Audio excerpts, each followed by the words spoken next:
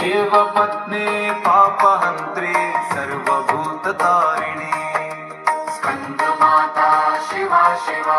सर्वसृष्टिधारिणी नमः नमः महामाये हिमालयनन्दिनी नारायणाच शङ्खिन्यपि हस्तिनी वा चित्रिणी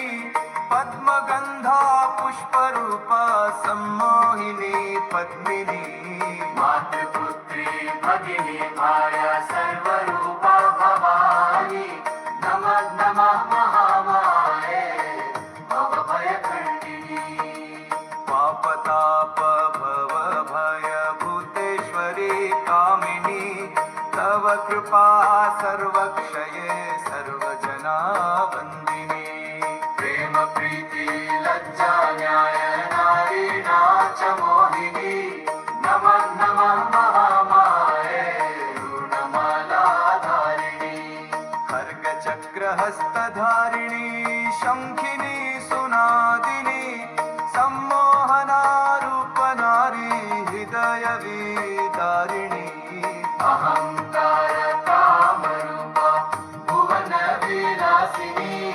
नमः नमः महामाये जगत्प्रकाशिनी ललज्जिह्वा पापासुरमर्दिनी महाभया खण्डगण्डमुण्डसृहा शोभाकान्तिवर्धिनी अंगभंग रंगकाया माया छन्दच्छन्दिनी नमः नमः महामाये दुःखशोकनाशिनी धनजनतनमानरूपेण त्वं संस्थिता कामक्रोधलोभमोहमदवापि मूढता निद्राहार कामभय पशुतुल्यजीवनात् नमः नमः महामाये कुरु मुक्तबन्धनात्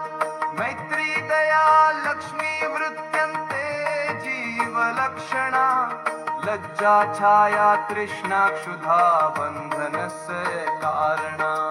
तुष्टि बुद्धि श्रद्धा भक्ति सदा मुक्तिदायिका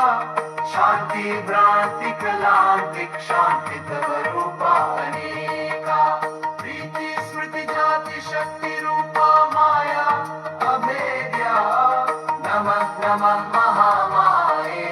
नमस्त्वं महाविद्ये नवदुर्गा महाकाली सर्वाङ्गभूषावता भुवनेश्वरी मातङ्गी भन्तु मधुकैटभम् विमला तारा षोडशी हस्ते खड्गधारिणी धूमावती मा बगला महिषासुरमर्दिनी बाला त्रिपुरसुन्दरी त्रिभुवनमोहिनी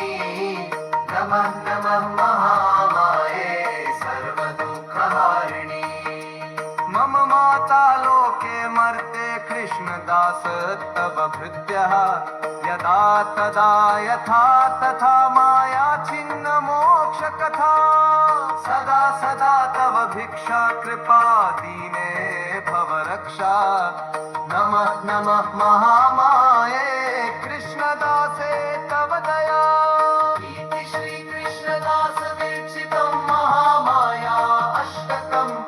यः पठति स भवसागरं निस्तरति